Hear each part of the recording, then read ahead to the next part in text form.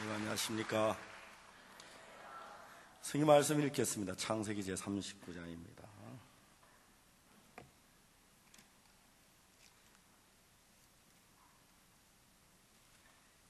창세기 39장 1절 말씀부터 제가 읽습니다.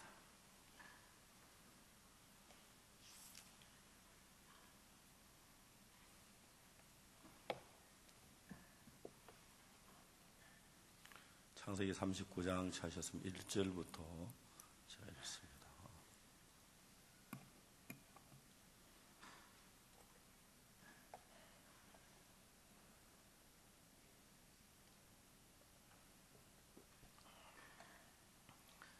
요셉이 이끌려 애굽에 내려가며 바로의 신하 12대장 애굽 사람 보디발이 그를 데려간 이스마엘 사람의 손에서 그를 사니라.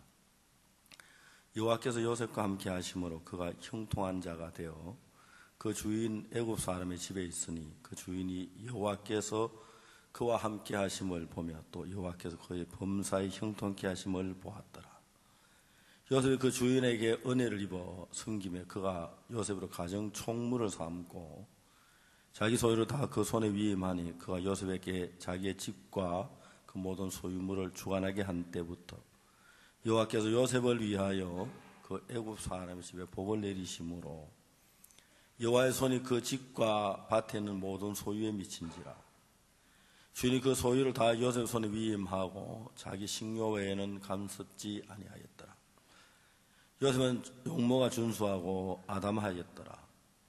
그 후에 그 주인의 처가 요셉에게 눈짓하다 동침하기를 청하니 요셉이 거절하며 자기 주인의 처에게 이르되 나의 주인이 가중 재반 소유를 간섭지 않고 내 손에 다 위임하였으니 이 집에 나보다 큰 이가 없으며 주인이 아무것도 내게 금하지 아니하였어도 금한 건 당신뿐이니 당신은 자기 아내임이라.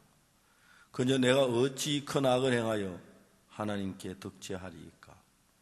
여인은 날마다 요셉에게 청하였으나 요셉이 듣지 아니하며 동침치 아니할 분들 함께 있지도 아니하니라. 그러할 때 요셉이 시무하러 그 집에 들어갔더니 그 집 사람은 하도 거기 없었더라. 그 여인이 그 옷을 잡고 가로되 나와 동침하자. 요셉이 자기 옷을 그 손에 버리고 도망하여 나가매 그가 요셉이 그 옷을 자기 손에 버리고 도망하여 나감을 보고 집 사람들을 불러 그들에게 이르되 보라 주인이 히브리 사람을 우리에게 데려다 우리로 희롱하게 하도다.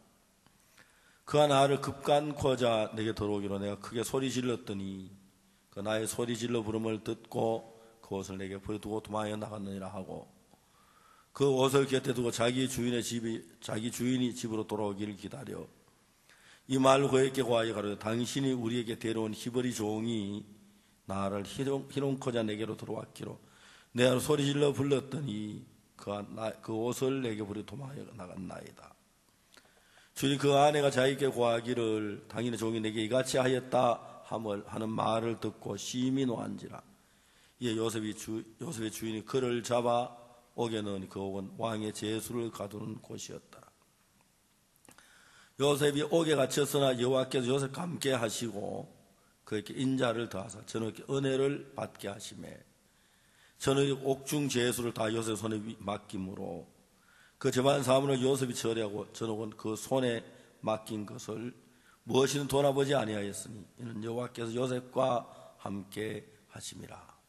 여호와께서 그의 범사에 형통케 하셨다. 거기까지 읽었습니다. 여러분 안녕하십니까? 예, 오늘 정말 그 훌륭한 그라시아 합창단과 함께 이런 집회를 할 수 너무 감사하고 여러분들이 막 음악에 팍 빠져버리는데 이제 음악이 좀 깨어나서 말씀으로 이제 들어가 살았으면 좋겠습니다. 얼마 전에 어떤 사람이 저한테 전화를 했어요. 목사님, 저 아들을 좀 도와주십시오. 이 아버지가 있는데 아들이 아버지를 막 때렸어요.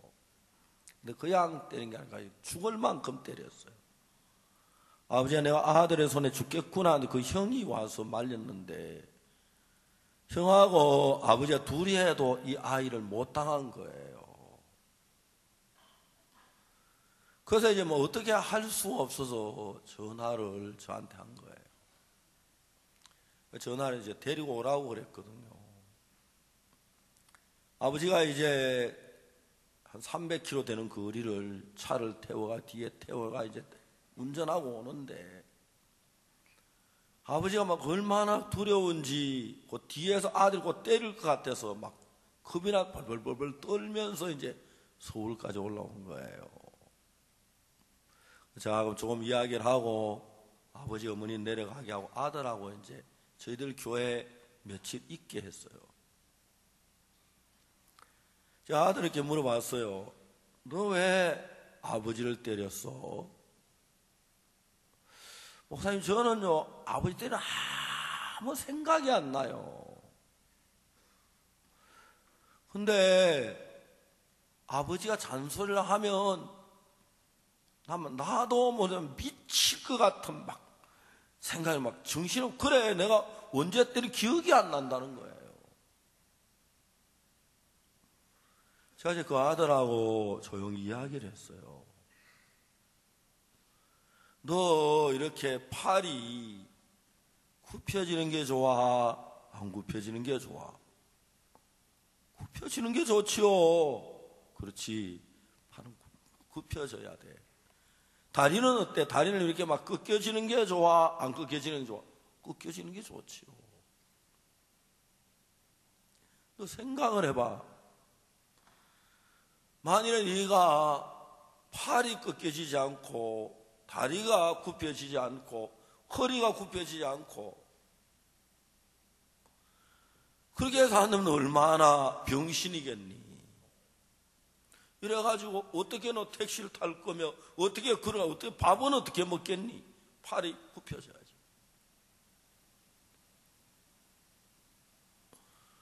너 분명히 팔이 꺾여지는 게 좋고 꺾여지는 게 좋지. 예, 목사님. 사람이 하나님 인간을 만들 때 고개도 숙일 수 있고, 이거 얼마나 편리해. 허리도 굽힐 수 있고, 이렇게 다리도 이렇게 굽힐 수 있고, 얼마나 편리해. 근데 그 굽혀지지 않는 사람은 잘나고 똑똑한 사람이 아니라 병신이야, 병신. 사람이 다리도 굽혀져야 하고 팔도 굽혀져야 하고 손가락도 굽혀져야 하고 목도 허리도 굽혀져야 돼. 더 중요한 것은 사람의 마음도 굽혀지고 꺾여지고 그렇게 해야 돼. 너 아버지가 너한테 잔소리 하시고 말씀하시는 이유가 뭐냐면 너는 한 번도 마음을 꺾어보지 않았기 때문에 마음이 빠쁘다. 그건 병신이야. 그래서 아버지가 이제 그렇게 말씀하신 거야. 왜 우리 아버지 이런 이야기를 안 해줘? 그냥 잔소리만 해요. 그건 네가 들어야 돼. 들어야 돼. 여기 계신 여러분 가운데 아버지 어머니 되시는 분들요, 아이들을 클 때에 제일 쉬운 것부터, 수돗물 요즘 아끼지 않고 있었는데 수돗물 아끼는 것부터 아이들이 가르쳐야 돼요. 그냥 막 수돗물 다 틀어놓고 막 흥청만져서는 그거 아무것도 아닌 것 같지만 자기 마음을 조절할 줄 모르는 거예요. 수돗물 어떻게 해야 절약할 수 있는지, 화장지 어떻게 해야 절약할 수 있는지 그 생각하며 아이들이 그렇게 자라야 돼요. 여러분, 저희들이 어릴 때는 모든 게 모자랐어요. 연필이 없어서 깍지를 끼워가지고 조그마한 거까지 깎아서 뒤에 깍지 끼워 쓰고, 지우개 없어서 고무 신짝 떨어진 걸 호롱 석유 속에 오래 담가 놓으면은 한 이틀 담가 놓으면 고무가 석유를 먹어요. 끄집어내서 석유를 다 날리면 그게 지우개가 되는데, 물론 요즘 지우개처럼 깨끗하게 막 시커멓게 지워져도 그런 지우개를 쓰고 모든 게 어려워서 절약하는 법을 배웠어요. 미국이란 나라는 소비를 미덕으로 알고 있는 나라입니다. 미국은 물질 문명을 발달시켜서 물질을 많이 소비함으로 경제가 잘 돌아가도록 그렇게 만든 나라예요. 그래서 이제 막 물건을 많이 쓰고 소비하는 게 미덕이에요. 근데 우리나라는 절약하면서 옛날에 돈을 벌고 절약해서 땅을 사고 절약해서 밭을 사고 그랬어요. 근데 요즘 기계 문명이 발달하고 모든 기계가 좋아져서 옛날에 제가 어릴 땐 양말 한 컬에 신는 것 누님이 몇 날 며칠 떡에 실로 해서 씌워서 양발을 해주어서 양발을 신습니다. 미나리강에 썰매 타다가 빠져서 양발이 다 젖으면 그걸 말리다 양발을 태우면 그렇게 미안하고 가슴이 아프고 그랬거든요. 요즘은 양발 공장에 가면 가만히는 밤에도 밤낮으로 기계가 칙칙칙칙칙 딱 떨어지고 칙칙, 그러니까 양발이 너무 흔한 거예요. 그럼 물건이 너무너무 흔하기 때문에 그냥 마음껏 쓰는 거예요. 마음껏. 그럼 자동차를 운전할 때 엑셀을 마음껏 밟아야 할 줄도 알지만은 브레이크를 밟아서 차를 멈출 줄도 알아야 하는 것처럼 요즘 이제 마음의 세계가 물질적으로 풍성한 시대가 되니까 그냥 흥청망청 마음껏 쓰다가 보니까 절제하는 방법을 전혀 마음을 꺾거나 내가 하고 싶은 것 좀 줄이고 절약하고 이런 마음을 전혀 배우질 않는 거예요. 그러니까 좀 아이들이 아무 생각 없이 사는 거예요. 전 세월호 그 사건을 자세히 분석해 보면서 가슴이 아픈 부분이 한두 가지가 아니에요. 그 선장이 나갈 때 좀 탈출하라고 구명조끼 입고 갑판 위로 올라오라고 그 버튼을 눌렀으면 아이들이 구명조끼 입고 갑판 위에 올라왔으면 저절로 배가 기울어지기 때문에 뛰어내리기도 좋을 거예요. 그렇죠? 배가 서 있으면 뛰어내리기 어려울 건데 배가 기울어졌게 뭐 뛰어내리고 바다에 구명조끼 떠 있으면 다 건져주는데 그게 방송이 다 녹음이 돼서 지금 갑판 위로 올라와서 저 탈출을 해야 합니다. 모든 승객들은 뭡니까? 구명조끼를 입고 갑판 위에 올라가서 탈출을 준비하십시오. 그거 하나 누르면 되는데 그걸 직원들이 잘못 눌러 그냥 갔다 오더라고요. 선장이 좀 배를 돌아보고 그랬으면 얼마나 좋았을까. 배가 그리고 학생들 가운데 교사들이 많이 있는데 배가 1시간 40분 동안 기울어지는데 점점 더 기울어지네, 더 기울어지네, 더 기울어지네, 이러다 배가 잠기겠네. 그러면 어떻게 해야 되지? 얘들아, 학생들, 얘들아, 너희들은 배가 기울어질 것 같다. 우선 갑판 위로 올라가야겠다. 학생들은 그런 생각을 좀 했더라면 갑판 위에 올라오면 사는 건 너무 쉬운 거예요. 요즘은 교사들이고 아이들이고 생각을 거의 안 해도 사니 그 육신의 욕망이나 정욕에만 걸리지 거의 생각을 안 하는 거예요.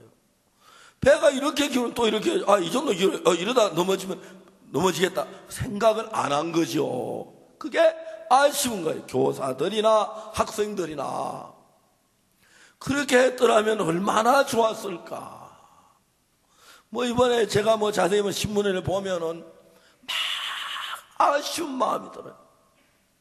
요즘 너무 편하고 너무 쉽게 밥을 먹고 너무 쉽게 살고 쉽게 승용차를 사고 쉽게 아파트를 사고 그러니까 많은 사람들이 그냥 욕망에만 끌려가지 생각하는 세계가 거의 죽어있는 거예요.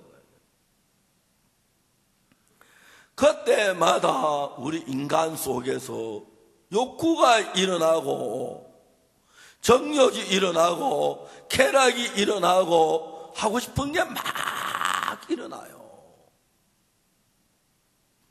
근데 여러분, 제가 우리 손자들이 미국에 살지요. 이제 한국에 방학이 되면 오는데 와서 이야기를 해봐요.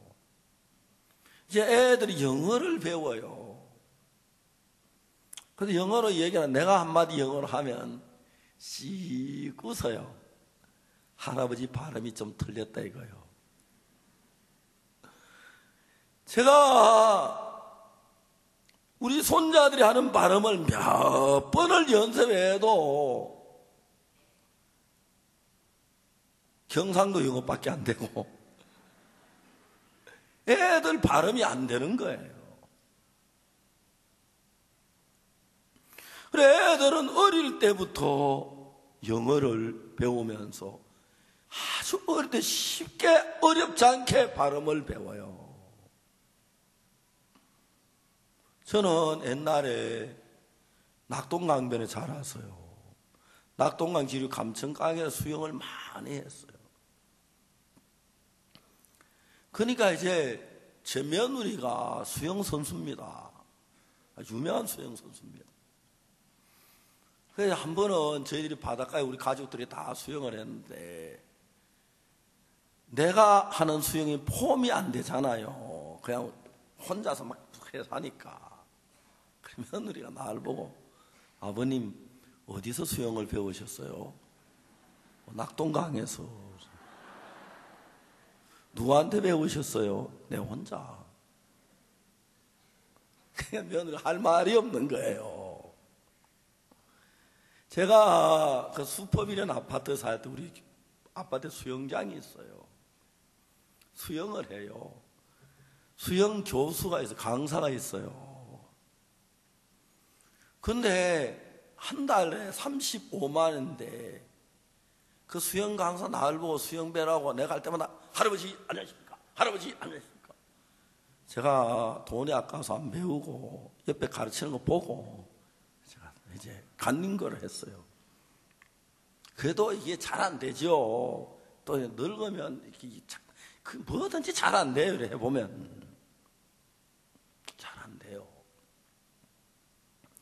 그래서 이제 남이 뭐라 하든지 간에 정 그냥 수영을 해요. 그 운동 삼아 하는 거니까. 그래서 이제 그 옆에 강사 가르치는 조금 이제 좀 잡았어요. 그래도 아직까지 낙동강 수영이에요. 괜찮아요. 뭐 문제 안 돼요. 저는 아무 문제 안 돼요. 물에 빠져도 잘 수영해 나올 수 있으니까. 어릴 때 아이들에게 자동차로 말하면 엑셀로 가지고 막 밟아 나가는 것도 있지만 브레이크를 잡고 내 마음을 꺾고 내 마음을 자제하는 그런 훈련들을 조금씩 가르쳐야 돼요.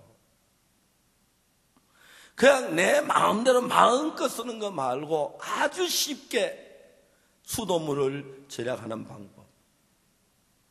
그냥 손을 씻으면서 손을 씻다가 비누칠할 때는 수돗물 잠그고 손을 한참 비벼 다 씻거나 다시 헹길 때 수돗물 다시 열고 그 작은 것 같지만 물도 뭐 다 털어놓는 게 아니라 적당히 털어놓고 수돗물을 아끼는 이런 마음을 처음부터 가르쳐야 돼요.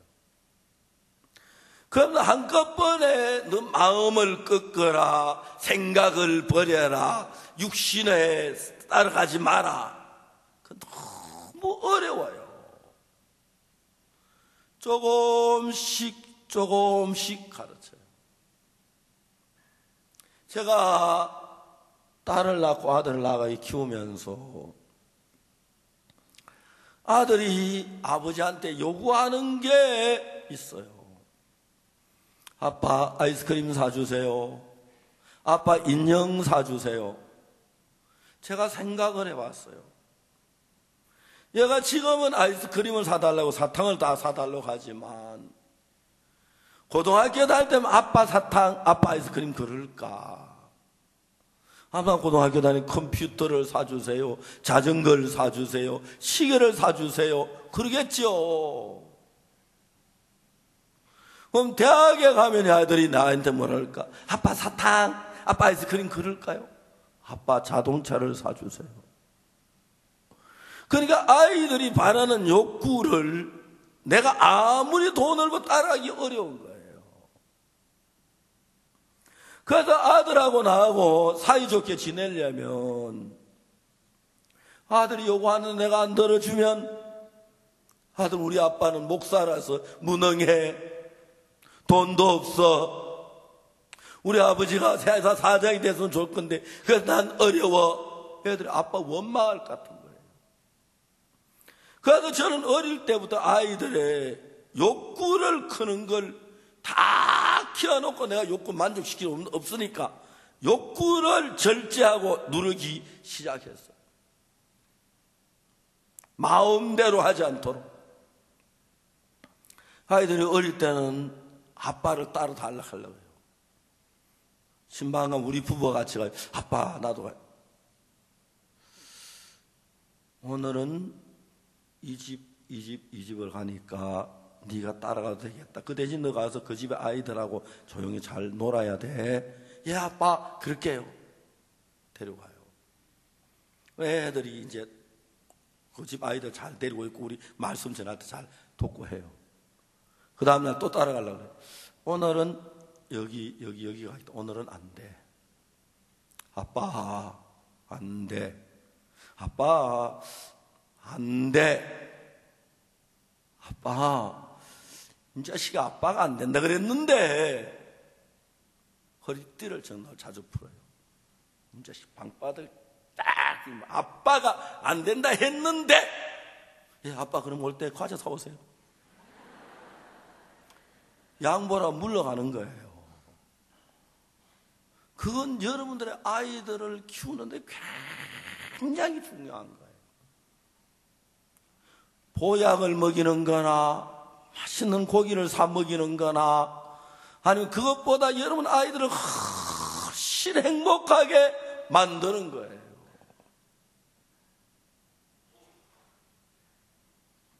여러분 우리는 오늘 창세기 39장에 요셉에 관한 글을 읽었습니다. 여기에 요셉의 형님도 있죠. 물론 그 37장에 나오지만 또 보디발도 있고 보디발의 아내도 있어요. 이제 보디발의 아내가 요셉에게 같이 동침하기를 청했어요. 요셉이 보디발의 아내한테 이야기를 합니다.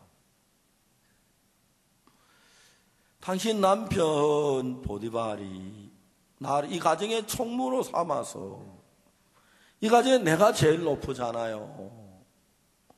모든 걸 내 임의로 할 수 있지만 당신은 우리 주인의 아내이기 때문에 내가 어떻게 이런 큰 악을 해서 여호와 앞에 범죄를 하겠습니까? 그건 안 됩니다.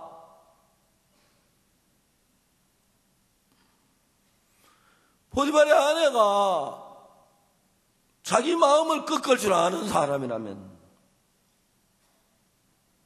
요셉을 볼 때 멋지게 생기고 같이 한번 잠을 자고 싶고 그런 마음이 일어나도 요셉이 정확하게 이야기를 하는 거예요. 당신은 안 됩니다. 나는 하나님을 믿어 어떻게 큰 악을 저지르겠습니까? 안 됩니다. 아, 요셉이 저런 마음을 가졌구나. 나도 이제 다시 그런 마음을 갖지 말아야겠구나. 그렇게 했어야 했어요. 그런데 여러분, 그 여자는 자기 마음속에 일하는 그 욕망을, 정욕을 꺾을 줄을 모르는 거예요. 여러분, 인생이 불행하게 되는 대부분의 일들은 그래서 일어나는 일들이에요. 그래서요.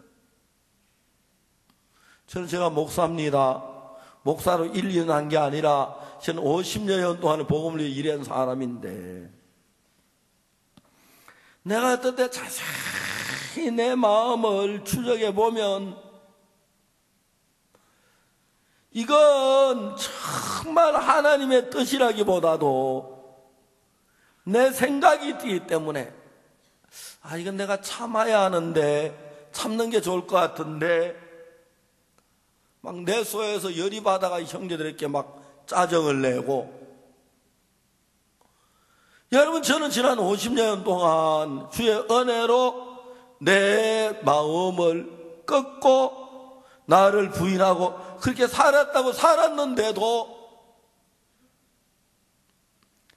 어떨 때 보면 내가 내 마음을 부인 못하고 내 생각을 따라서 막 짜증을 내고 불편하고 속이 상하고 그럴 때가 많은 거예요.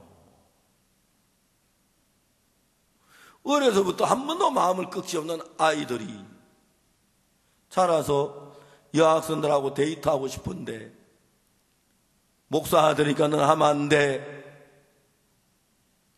제 아들이 고등학교를 졸업할 때 고등학교 졸업한 졸업장을 갖고 와서 나한테 처음으로 아버지 감사합니다. 뭐가 감사하냐? 내 마음을 꺾는 법을 가르쳐줘서 감사합니다. 제 아들이 미국 뉴욕에서 고등학교를 다니는데 제 아들 친구들 전부 부잣집 아들들인 거예요.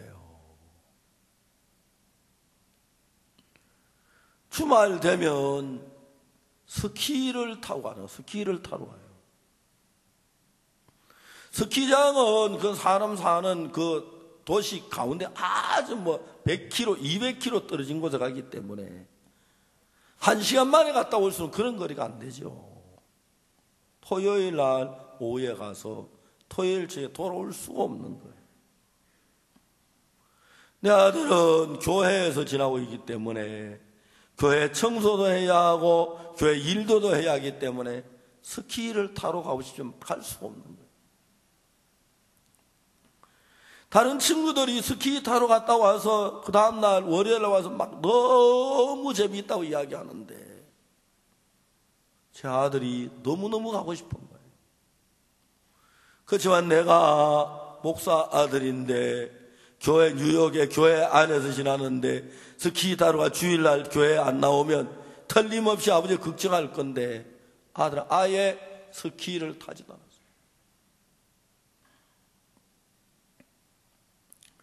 제 아들이 군생활할 때 특전사에서 군생활했어요. 특전사에 참모장님이 별 하나인데 제 아들이 참모장 영어를 가르쳤어요. 야, 영구가 너 골프 칠 줄 알아? 저 골프 못 치면. 너 골프 안 쳐봤어? 예, 골프 안 쳐봤어. 너 미국에서 살았습니다면서? 예, 그렇습니다. 근데 너 골프를 안 쳐봤어? 예, 저 안 쳐봤습니다. 참모장님이 너 좀 특별하구나. 좋지요. 아이들이 토요일 날 스키를 타러 갔어요. 그 다음 월요일 날 오더니 그 다음에 또 화요일 날 오고 토요일 갔다 수요일 날 오고 너무 재미있으니까. 미국에서는요 학교 선생님이 학생들에게 명령을 못하게 돼 있어. 법적으로 공부해라 하는 건 명령이니까 공부해라 하면 안 돼요. 선생님은 가르치기만 해요. 공부하는 게 좋다 하고 안 하면 지가 알아서 해야 돼. 그러니까 월요일 갔다 토요일 갔다가 월요일 오든 화요일 선생님 절대 간섭 안 해요. 고등학교 졸업하는 날 졸업장을 다 받았어요. 내 아들 친구는 뚜껑을 여니까 빈 졸업장이에요. 제 아들만 안에 졸업장이 있는 거예요. 그걸 받아서 아버지한테 와서, 아버지, 나 어릴 때 내 마음대로 살도록 내버려 두지 않아서 정말 감사합니다.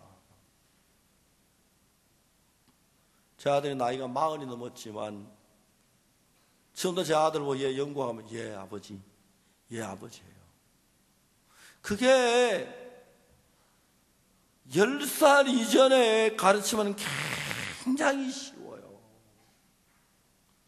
10살 넘어가면 좀 어렵고요. 20살 넘어가면 더 아주 어렵고요. 30살 넘어가면 거의 불가능하고요.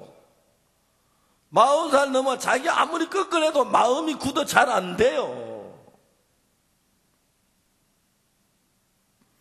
그렇기 때문에 대부분의 사람들은 잘났든 못났든 돈이 많든 적든 공부를 많이 했든 적게 했든 자기 생각을 따라 살아요. 자기 생각을 참작해보고 이게 옳은 건지 틀린 건지 그것도 생각도 안 하고 사는 사람이 참 많아요. 그래서 제가 수원교도소에 있으면서 재소자들을 가르쳤는데 그 교도소에 있는 사람의 특색들이 뭐냐면은 자기 하고 싶은 그대로 하는 거예요. 그걸 마음에서 못 끊는 거예요. 여러분, 저는 성경을 읽으면서 성경에 참 많은 은혜를 입었습니다만 그 가운데 성경이 나에게 가르치는 것이 내 마음에 이런 생각을 따라 살지 아니하고 나를 부인하는 법에 대해서 가르친 그 부분이 너무 좋은 거예요. 이건 세상의 어느 학문이나 세상의 어느 교육이나 어떤 지혜나 어디에서도 얻을 수 없는 귀한 진리예요. 사람들이 많은 사람이 지옥을 갑니다. 왜 지옥을 갑니까? 자기가 하고 싶은 그걸 못 꺾어서. 저들이 아이와이프에 하면 아이와이프 군주소에 참가하는 학생들이 전부 적어도 22, 23살, 많게는 서너 살 그렇게 되죠. 그 학생들은 이걸 가르칩니다. 여러분들 부모들이 교육의 전문가도 아니고 성경을 잘 모르니까 안 가르치셨기 때문에 잘 모를 겁니다. 그러나 지금이라도 배워야 합니다. 새벽 5시에 깨워요. 가서 눈을 비비고 일어나요. 일어나자마자 체조하고 난 뒤에 말씀 공부에 들어가요. 이거 여러분, 우리가 열흘 동안 공부해야 할 걸 3일에 압축해서 배우는 거 그래 알고 불평하지 말고 배우세요.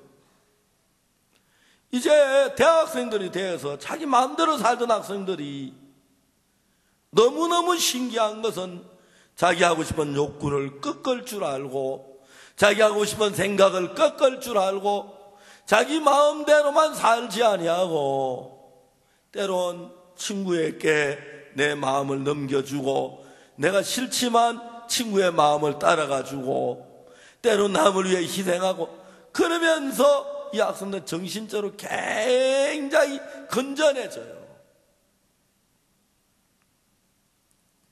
정신병자들하고 한번 이야기를 해보세요. 정신병자 특색이 자기 생각하고 남의 생각 사이에서 남을 배려하거나 이해하는 마음이 전혀 없는 사람이 정신병자예요. 계속 자기 주장만 막하게 하면 정신병자가 돼가거나 정신병자거나 앞으로 정신병자 될 가능성이 있는 사람들이에요. 그런 사람들은 자기 생각 속에 계속 이끌을 받기 때문에 날마다 정신이 약해져요. 내 속에 이런 내 생각을 꺾고 나를 자제하고 나를 가라앉히고, 여러분 그렇게 하면 정신적으로 굉장히 건강해집니다. 대담해지고요. 성경은 우리에게 이런 사실들을 가르치고 있습니다. 요셉이 애굽으로 팔려갔는데 보디발은 요셉을 봤어요. 이 청년 착실하네. 처음엔 그렇게 생각했을 거예요. 이 사람 말하는 게 상당히 지혜로워. 생각이 굉장히 주밀해. 마음이 앞서 있어. 그래서 요셉에게 가정일을 하나하나 맡기는데,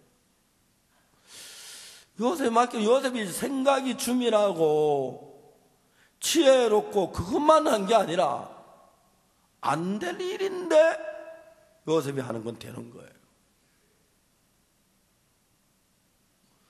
포디발의 생각에, 이번에 저 일은 어느 누구도 못할 건데 전 하나님이 요셉을 도우신 거야. 우리가 여기다가 밀을 심으면, 우리가 심은 밀이 잘 풍년이 되고, 배추를 심으면 우리가 뭘 하는 것마다 잘 되네. 이 청년은 그냥 성실한 게 아니라 하나님이 이 사람을 돕고 있네. 하나님이 이 사람은 모든 일에 함께 하시네. 포디발은 그 사실을 발견했어요. 참 안 됐지요. 포디발이 그 사실을 발견했다면, 요셉 많이 바빠? 예, 주인님 괜찮습니다. 앉아봐. 예, 차 한잔 같이 하자. 예. 너는 말이야,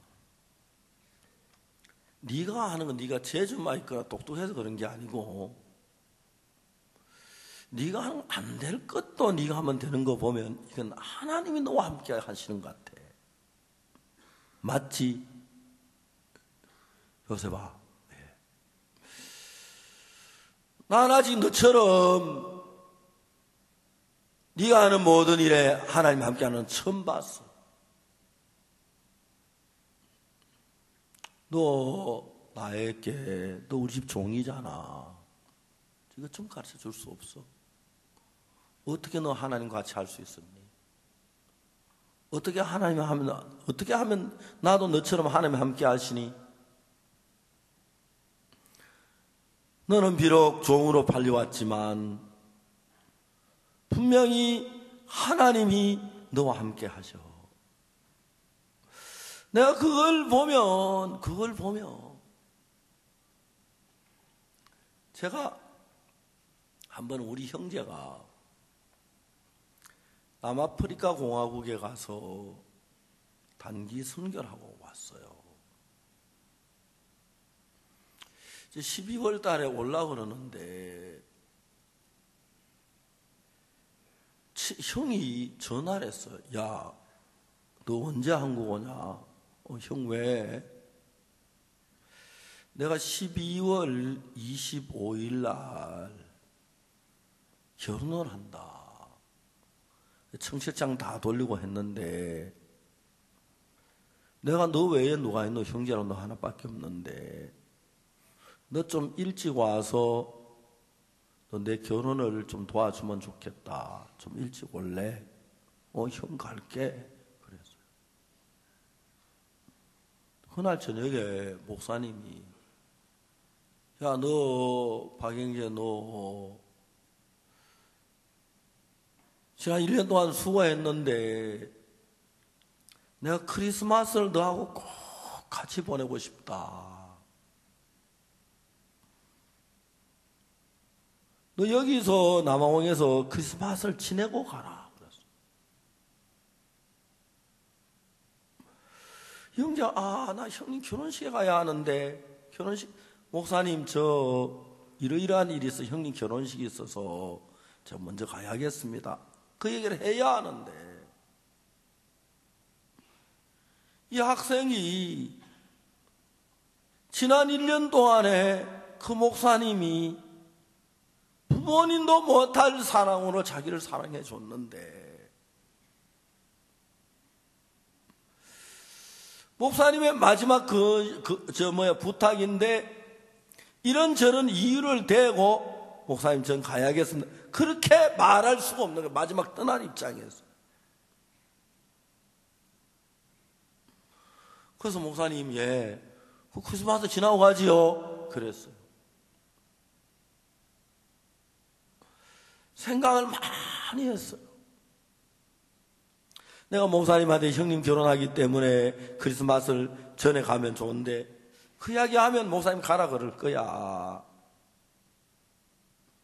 그렇지만 목사님이 나에게 처음으로 하신 부탁이 마지막 부탁인데 내가 지난 1년 동안 목사님 나를 너무 사랑해 주셨는데 내가 이런 이유를 달고 목사님 말씀을 거절하기 난 너무 싫어. 형한테 전화를 했어요.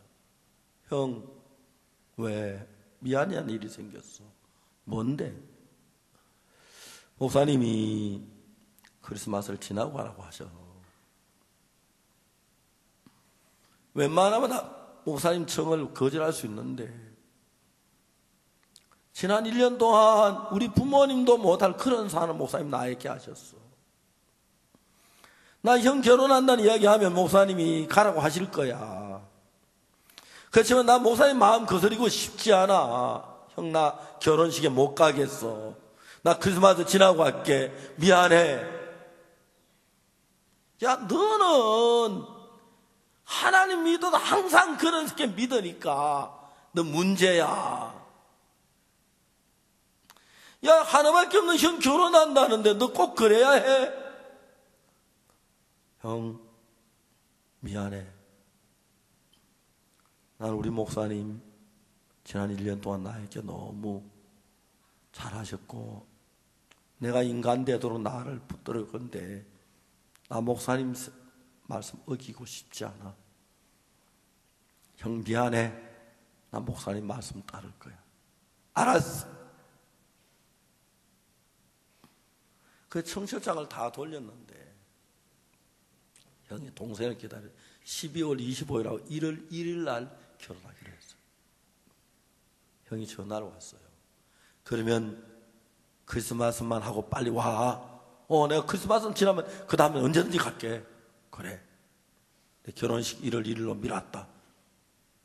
형 청첩장 다 돌렸다. 그래. 그러시면 난 네가 필요해. 꼭 와. 그 대신에 형 꼭 갈게. 그 이제 크리스마스를 지내고 한국에 도착을 했어요. 형을 보기 너무 미안한 거예요. 공항에 형이 차를 가지고 나왔는데 탔어요. 형한테 얼굴을 못 대하겠는 거예요. 미안해서. 형이 운전해 가면서 뭐라고 하냐면 생전 안 하던 이야기를 하는 거예요. 야, 너 믿는 하나님은 뭐 있다 하는 거야. 무슨 소리야? 딱 쳐다보니까 야 동생아 참 고맙다. 형 무슨 소리 하는 거야? 왜? 난 너 아니었으면 죽었어. 왜? 내가 12월 25일 날 결혼하고 신혼여행을 푸켓으로 가기로 했었어. 호텔을 다 예약해놓고 그날 저녁에 푸켓에서 지내기로 했는데 너 아다시피 쓰나미가 와서 그 호텔 다 그 안에 사람 다 죽었어. 난 너 아니었으면 나는 죽었을 거야. 난 네가 믿는 하나님 나 믿지 않지만 네가 믿는 하나님은 특별한 하나님인 걸 내가 알아. 야, 동생아, 네가 나를 살려주신 거야, 준 거야. 너 교회 목사님이 왜 크리스마스를 지나고 가겠어? 나를 살리려고 하신 거야. 난 그걸 잘 몰랐었어. 이 동생이 막 가슴이 예, 하나님, 그렇습니다. 당신은 하나님이십니다. 제가 인생을 살면서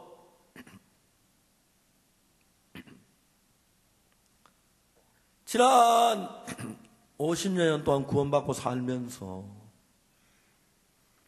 하나님이 우리 속에 가는 많은 걸 봤어요. 그래서 큰 거라도 내 마음속에 하나님을 거스르고 싶지 않은 거예요. 대부분 사람들이 하나님과 멀어지는 이유가 뭡니까? 자기 마음의 욕구를 따라서, 자기 마음의 욕구를 끄지 못해서, 자기 원하는 원함을 막지 못해서 막 끌려 들어가는 거예요.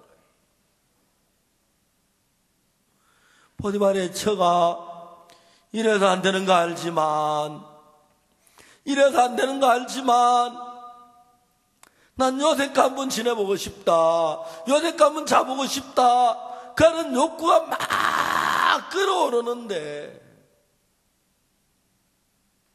어릴 때부터 내가 악한 걸 발견하고 내 생각대로 따라가면 망하는 걸 알고 마음을 꺾어본 경험 있는 사람들이야.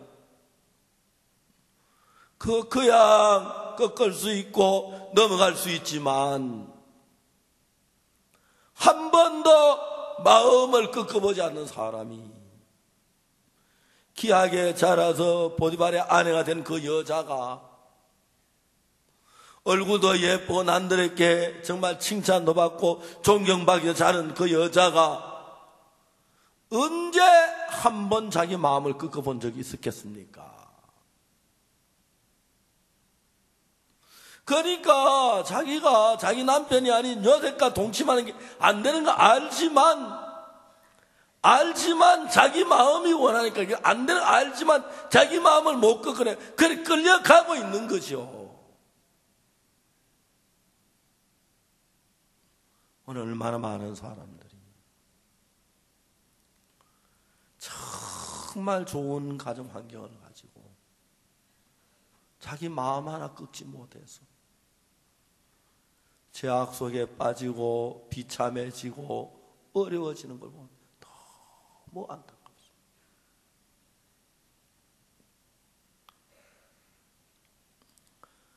여러분, 저는 구원을 받기 전에 하나님 내가 하는 거 다 실패하게 해줬어요. 나는 실패한 줄도 몰랐어요. 난 잘난 줄 알고 똑똑한 줄 알고 잘한 줄 알았어요. 어느 날 하나님이 내가 이 일 계획할 때 이래 하려고 했는데 실패했고, 이 일 하려고 했는데 이래 하려고 했는데 실패했고, 이래 실패했고, 그걸 하나 보여줘요.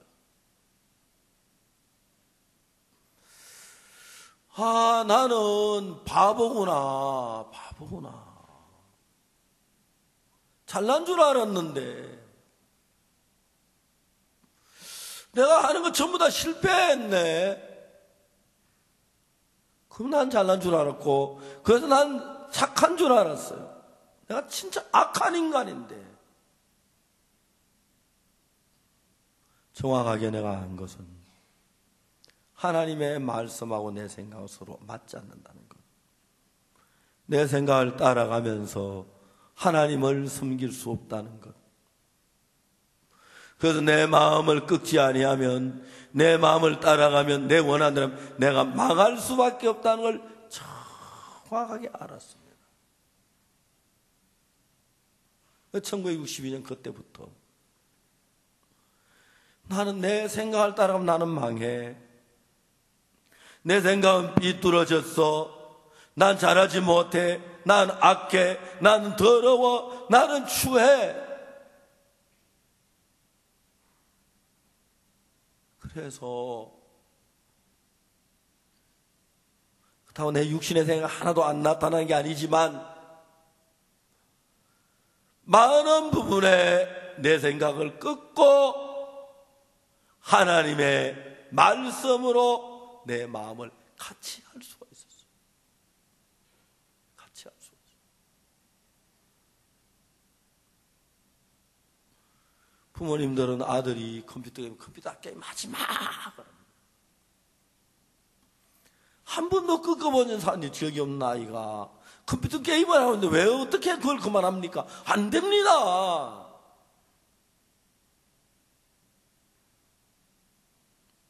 하나하나 설명을 하고 가르쳐 줍니다.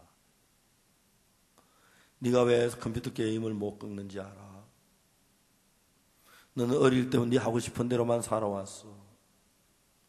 네가 대통령이 되던 네 마음대로만 안 돼. 때로 네 마음을 꺾어야 할 때가 있어.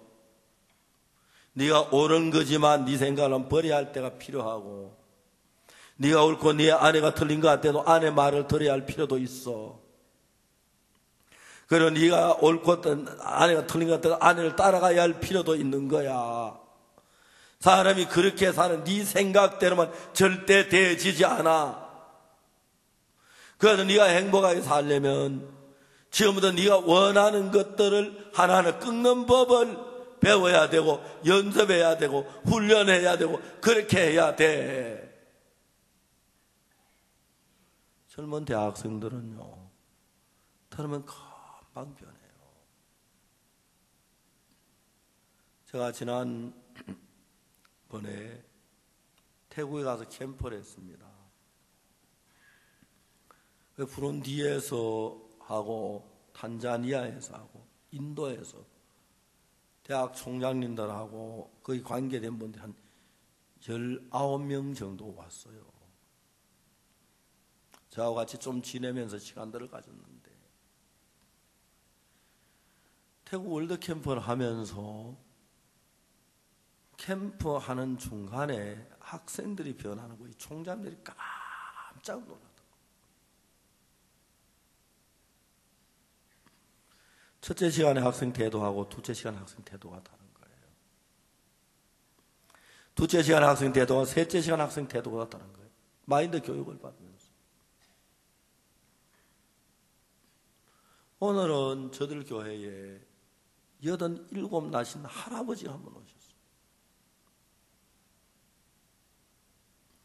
6.25 사변 때 무슨 훈장을 받으셔도 훈장 달린 그 모자를 쓰고,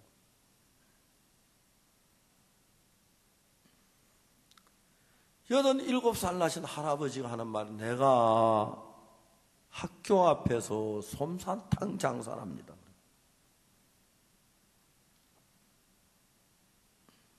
11년 전에 체조경기장에서 잠실체육관, 어딘지 잠실체육관에서 집회하는데 박옥순호 집회에 왔대요. 이분은 교회를 다녔지만 죄사함에 대한 이야기를 정확히 해주는 교회가 없어서 막 갈등을 했다고.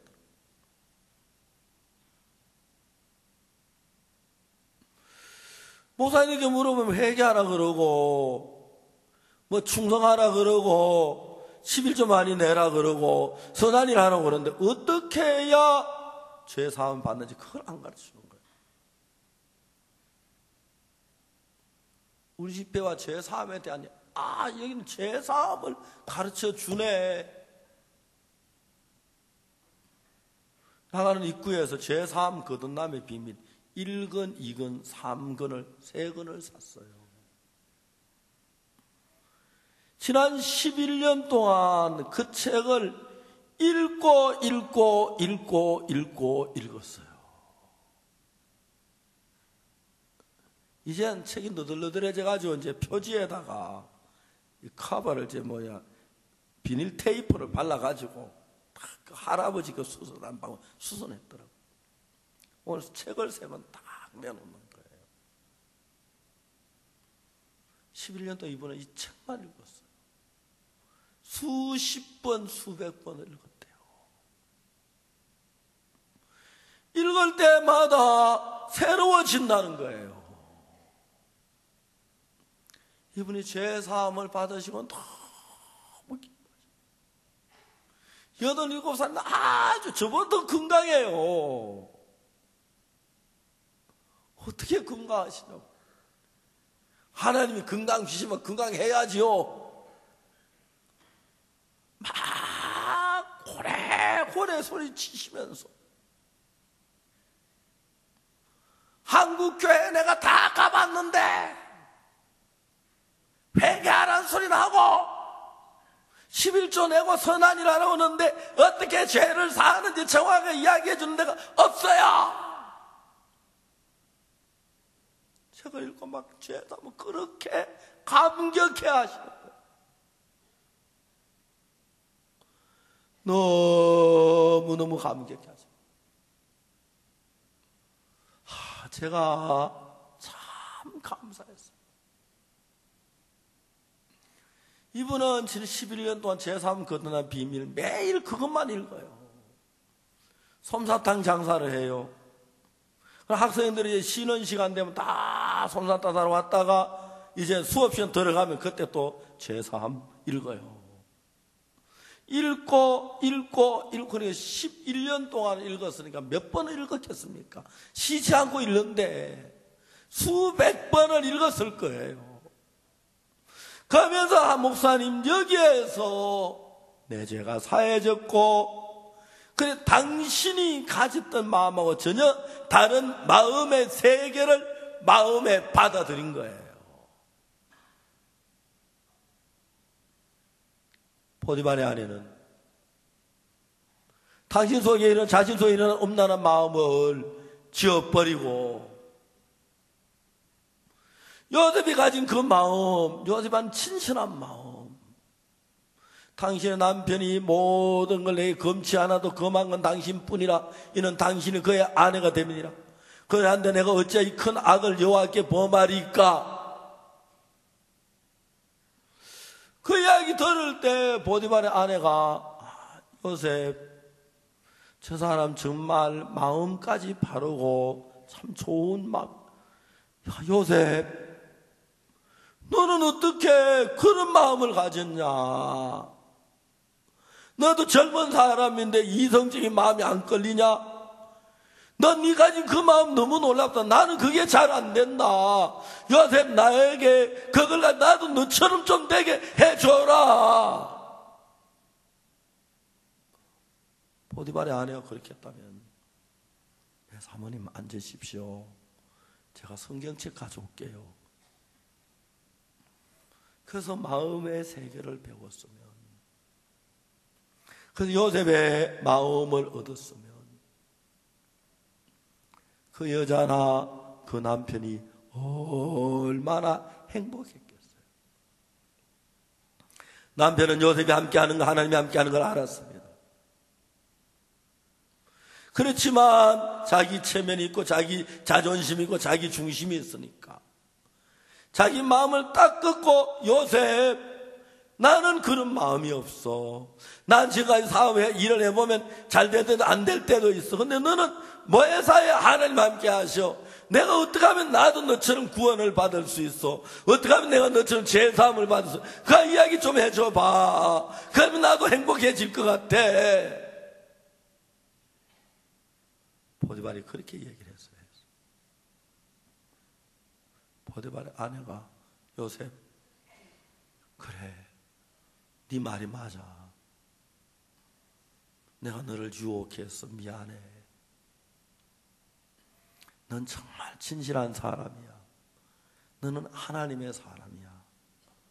요셉, 나 이제 너에게 그런 마음 안 가질게. 그 대신 너 나에게 네가 가진 마음을 좀 줘봐. 나도 너처럼 그 맑은 마음을 갖고 싶어. 나도 너처럼 깨끗한 마음을 가지고 싶어. 나도 너처럼 정말 맑고 깨끗한 마음을 가지고 나도 너처럼 하나님과 동행하고 싶어. 야, 그걸 나에게 가르쳐줘. 나에게 말해줘. 그건 알 수가 있지. 네가 나와 동침하는 건 하나님 원치 않으니까 안 되지만 그건 할 수 있을 거 아니야. 요셉아, 나에게 그걸 가르쳐줘. 나 그거 배우고 싶어.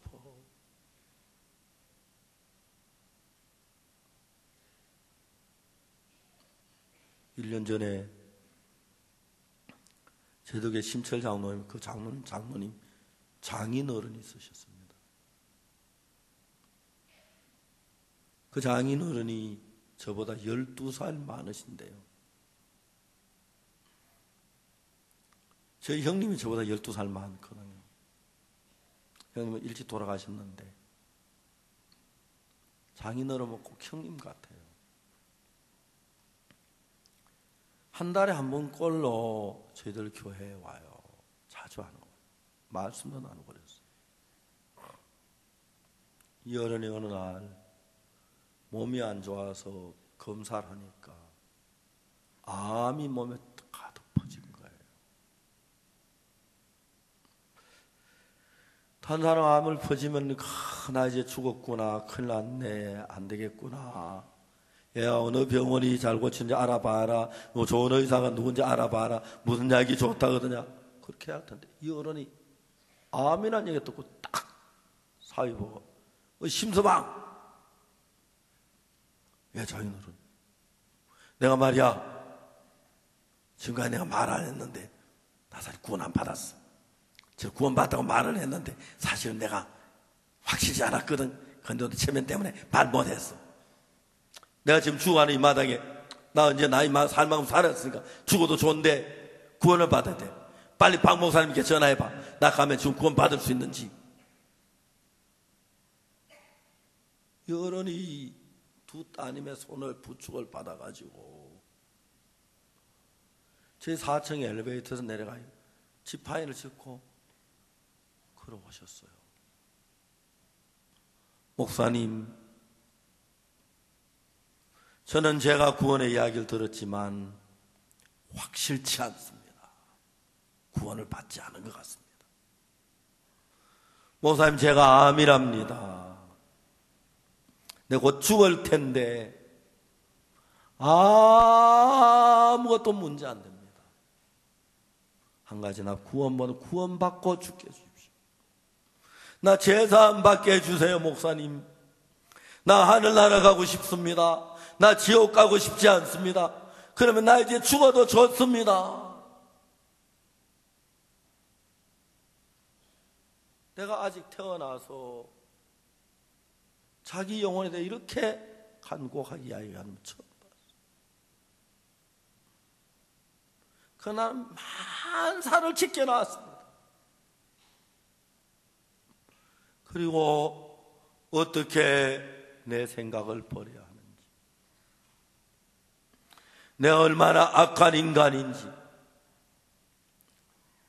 내가 죄를 지을 때도 지지 않을지라도 내 마음속에 얼마나 더럽고 추한 생각이 일어난지, 그 생각을 따르면 망할 수밖에 없는 사실 쭉 이야기를 했습니다.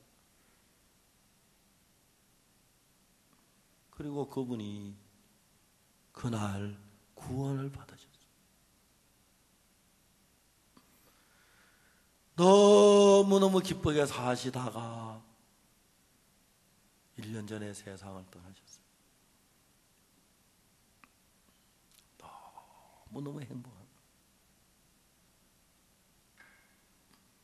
한 번은 아이와이프 월드캠프를 하는 중에 1주차를 마치고 서울 강남교회 와서 주일 예배를 드리는데 그날 저희들 교회 9분의 장관님이 우리 주일 예배에 참석을 하셨어요. 탄자니아에서 오신 여자 장관님이 계시는데 그분은 정보, 문화, 청소년, 체육 4개 장관을 견임한 탄자니아의 대통령 신임을 받는 가장 파워 있는 장관입니다. 그 장관이 동서울교회 김계수 장로님 집에 주무셨는데 아침에 일어나더니 수행원 보고 박옥수 목사님 교회가 여기서 뭐냐? 나 거기서 예배를 드리고 싶다. 주일 낮 예배에 오셨어요. 예배를 마치고 저에게 박 목사님 이야기할 게 있습니다. 예, 장관님 죄송한데 제가 지금 약속이 있어서 2시쯤 시간이 되겠는데요. 괜찮으시겠어요? 아, 그냥 기다리죠. 2시에 그 장관님이 배냉 장관님하고 탄자장 두 분이 4층 집무실에 그 수행원들하고 8, 9명이 왔어요. 목사님, 제가 여기 오전에 교통사고가 났습니다. 자동차가 폐차가 됐습니다. 제 몸이 많이 안 좋은데 기도해 주실 수 있겠습니까? 예, 장관님. 먼저 말씀을 좀 전하고 기도해 드리겠습니다. 복음을 쭉 전했어요. 내가 누구 앞에서도 이 복음을 전할 수 있는 너무 감사하는 거예요. 한 2시간 동안 전했는데 한참 말씀을 들으신 옆에 배냉 장관 막 쿡쿡 찌르더니 노트를 꺼내 찢더니 주면 빨리 적으라고 그래 막. 그 장관은 얼뜨기로 막 적고 막 그러더라고. 한 2시간 동안 말씀에 구원을 받으셨어요. 장관님이 저를 너무 위해 주시는 거예요. 꼭 제 여동생 같아요. 제 여동생이 없는데 너무 잘. 이번 7월 19일 날 자기 딸이 결혼하는데 꼭 와야 한다고 막 신신당부를 하는 거예요. 제가 결혼식은 도저히 못 갈 것 같아서 피아노를 하나 사서 배로 보냈어요. 딸 결혼 선물이라고. 중고인데 새거 못 사고 깨끗한 중고, 새거 같은 중고 배로 붙였어요. 그 대신 제가 못 간다고 결혼식 선물로 딸에게 탄자니아는 피아노 막 제가 그 형제 120만 원 주고 샀다고 그러는데 뭐 제일 좋은 선물이 될 거. 그 집에 가정에 피아노 있는 집 탄자니아 한 집도 없을 거니까요. 그분이 구원을 받고 난 뒤에 막 그 주변에 복음을 전하고 일어나는 게 너무 감사한 거예요.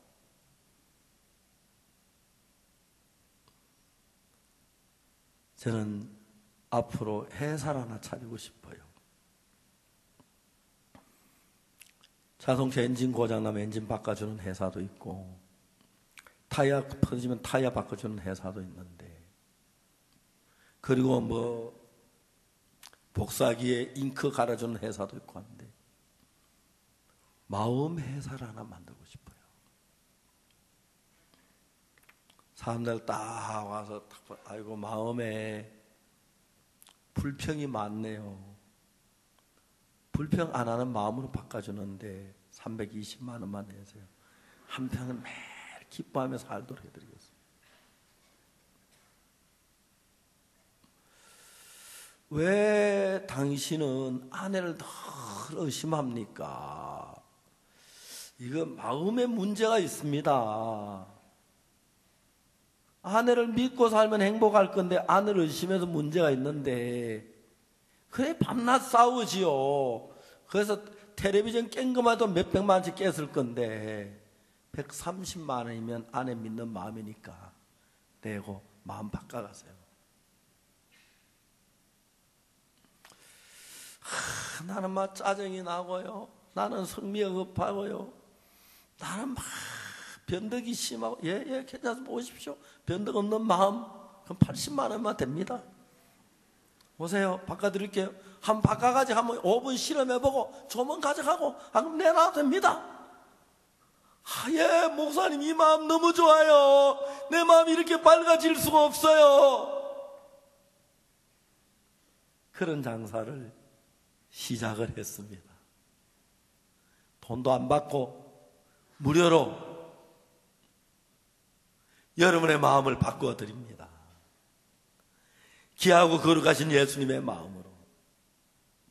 그런데 많은 사람이 자기 마음이 좋은 줄 알고 자기 마음이 아까워서 여러분 마음을 빼내야 예수님 마음을 넣는데, 여러분 예수님 마음을 넣으면 만남 사랑스러워지고요, 기뻐지고요, 행복해지고요, 즐거워지고요, 믿어지고 말할 수 없는 기쁨 속에 살 겁니다.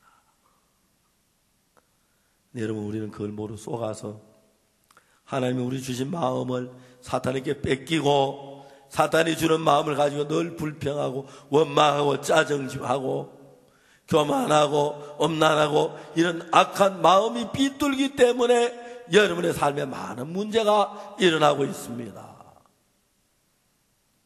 이번 집회 기간 동안에 꼭 여러분 마음을 바꾸고 싶습니까? 바꾸시길 바랍니다. 바꾸어 드리겠습니다. 악하고 더럽고 추하고 더러운 우리 마음 버리시고 귀하고 아름다운 예수님의 마음으로 바꾸시는 여러분들이 되시기를 바랍니다. 기도하겠습니다.